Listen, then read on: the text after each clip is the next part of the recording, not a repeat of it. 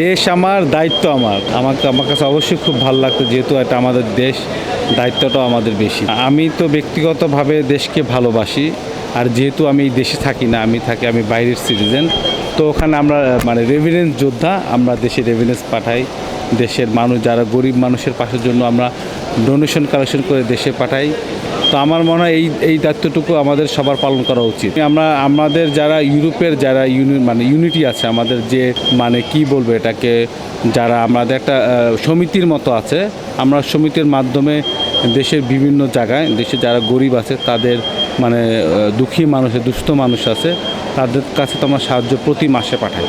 এবং যারা মারা যায় এখানে, দেখা যায় লাশ আনার জন্য ওখানে সরকার সঠিকভাবে হেল্প করছে না, বা হেল্প করছে ওটা তার কাছ পর্যন্ত পৌঁছছে না, সেটা আমরা দেই।